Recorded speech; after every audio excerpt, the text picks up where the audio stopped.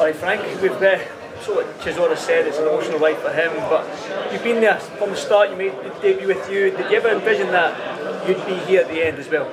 No, 18 years ago this month is when he made his debut, and never in a million years, but I think even somebody being a professional fighter for 18 years is a bit of a thing, and especially coming from somebody who said he should have retired a couple of years ago. But look, he's proved everybody wrong, and he's coming up to this 49th fight. It's a tough fight in Wallin. He's only lost 2 fights in his career against 2 former world champions in Tyson Fury and AJ. It's a tough fight. This is no foregone conclusion. He's going to have his hands full, I promise you. You spoke about the 50th fight. This is the 49th. Win, lose or draw, he does want to have another fight. There's rumblings about Africa.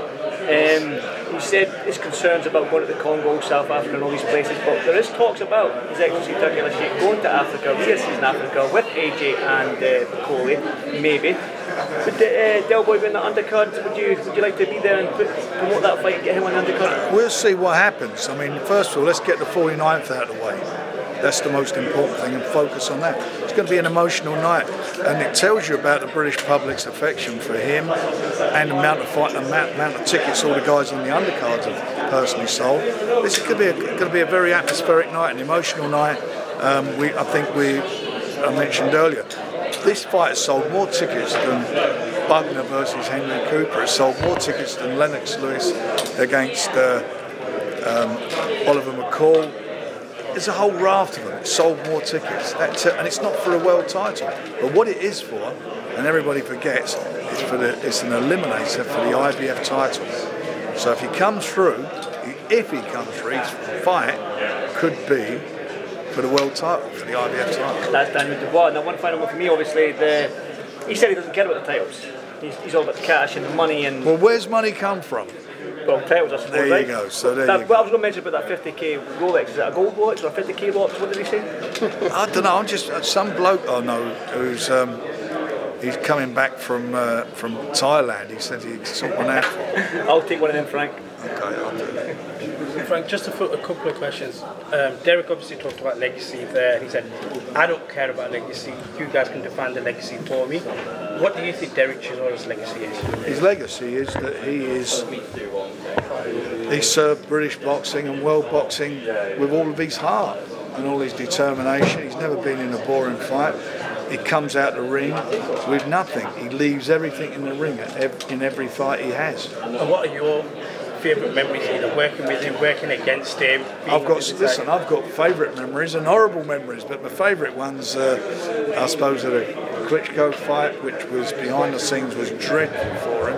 What was going on there, and when I look at that fight against Klitschko, he gave Klitschko his toughest fight that he had in 10 years since he fought Lennox Lewis, and won the last round on all the judges' scorecards. He's been a magnificent ambassador. As I said earlier today, I thought he should have been retired a few years ago. But there he is. He's still in there, going to war. And one final one from me. I remember in the starting initial press conference, Derek mentioned the Eagles might be coming out. He mentioned what? The Eagles might be coming out. Any word on the entrance? Are we going to get a star-studded entrance for Derek Chisora? It'd be a good entrance. That's his last performance, his last fight in the UK.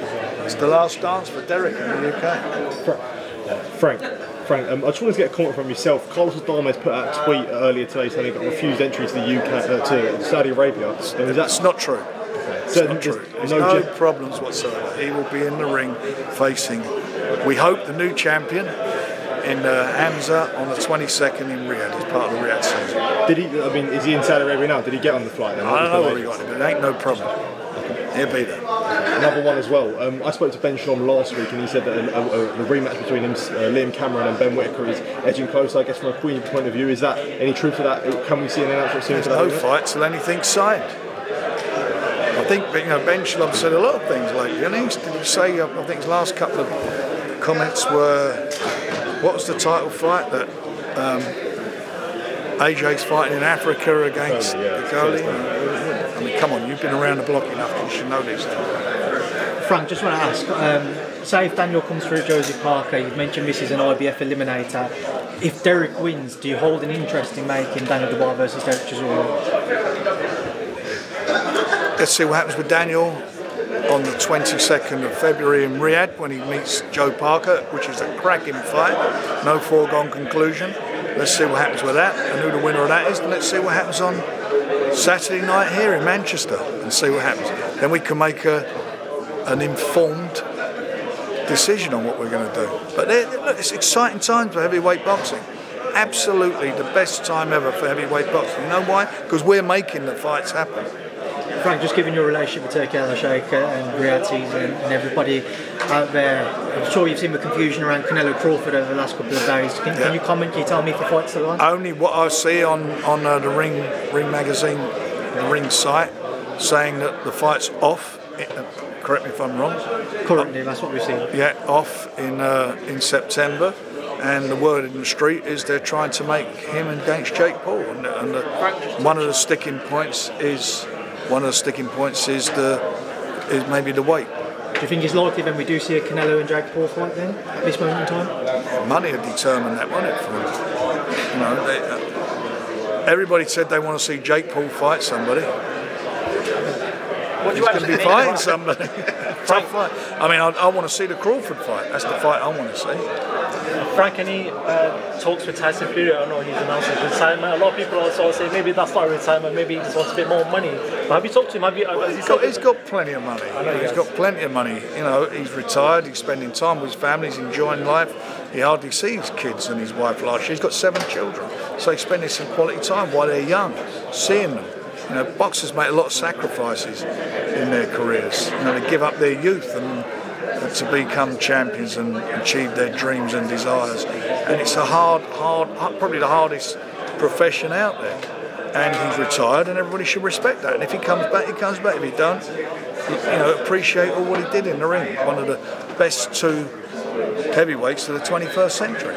We're hearing Anthony Joshua's keeping an eye on February 22nd, especially Dubois and Jose Parker. Is there any talks in the background with Eddie and getting that fight made for summertime? Not had any conversations about it. You've got an IBF eliminator taking place on Saturday here, so let's see what happens. Talk to me about the man that everyone, Turkey Al-Sheikh, talking about, exciting about, is Moses Itauma. What's next for him and when can we expect him out? We'll be making an announcement next week. It appears that Daniel Dubois really has the choice of what he could do if he does come through Joseph Parker. Now you've set up a potential IBF eliminator for a potential fight other than Usyk. Is it up to whether Usyk wants Dubois next, or could Dubois choose to fight something other than an undisputed title shot? We will see what happens. We've got to get this fight out on the way on the 22nd. I'm not being evasive about it. It's just what we are. I mean, there's so much up in the air. One thing's for sure, any of these world title fights take place, it'll be with Queensberry fighters. And we'll make sure they happen. All our guys are all in. We work very hard, really worked hard on all their behalves, and they're all in good positions now to move their careers on. I wouldn't think that anybody would have expected that Derek Chisora would have another shot at a heavyweight title. Obviously, he's got to do some work come Saturday, but is it important or interesting to you to be involved potentially in giving Derek one more shot at a world title? If it happens, it happens. I mean, I never thought I'd be sitting here 18 years later for his 49th fight. Never in a million years. And I said, you know, I've said it on numerous occasions, he should retire. He should have retired years ago. He hasn't done that, and we are where we are. Have you heard anything about what Ben Shalom has done with this all-women's card? There's a lot on the news right now about Marshall having turned up to a press conference and these women turning up to a press conference and them not getting on the top table or anything. Who's not got on the top table? Savannah Marshall and... Why is that? Well, this is what I don't know. This is what I'm asking you about. She was promised a big fight with her opponent, and she walked up to the press conference to get behind us. No, I didn't. That was the first I've heard it. I've got no idea. I know Raven's on there, and that's it. But I don't know. Lastly, I know you just commented on the Canelo fight, not happening. But do you have any indication about what might have made that fight fall apart? What do I know? You know everything, Frank. You're in the mix. I just read about it, and that's where I pick up my information from. Are you disappointed that the fight's not happening? Yeah, I'd like to see the fight. I think it's been a great fight for American boxing, world boxing. I'd love to see the fight, but it's, you know, Jake's there and Canelo. That's a real. I mean, that come left field, that did, didn't it? Daniel called out Jake Paul as well. You're gonna get in the mix there. We get reported to the RSPCC. Frank, what do you actually make of Canelo taking that avenue of fighting Jake Paul? Because whichever way you look at it, it's going to sell a hell of a lot of pay-per-view buys. It's still a massive fight. That's why he's taken it. I mean, how do I look at it? He looks at that. If he does do this fight, and looks at it and thought, I can earn a lot of money. But he would earn a fortune as well. They both earn a lot of money. Him and Crawford, maybe he looks. I don't know. I don't know what's in these guys' minds. They're the only ones who can answer it. I generally thought the fight was all good and done and dusted for September. But obviously, that's a dead duck now. What do you make of Jake taking that fight as well? Obviously, the Mike Tyson Well, you can't fight complain about him now fighting an old man, can you? I mean, he's gone from it's like one extreme to the other. So you've got, from Jake's point of view, he's. I mean, that is a tough fight for Jake. My interest would be what weight they're going to make the fight at, because he came in quite heavy to fight one time. How did you see the Canelo and Crawford fight panning out from your perspective? Obviously, I fancied Canelo. I think Canelo is I mean, with the greatest respect to him, he's obviously older and whatever. And I think he's you get to a certain time in your career where you're not going to get any better, you're only going to get worse. And but I still think he would be too big and too much for Crawford. Crawford in his last fight against Madrov, that was a tough fight for him. About a guy who he had 10 or 11 pro fights. That was a tough fight for him.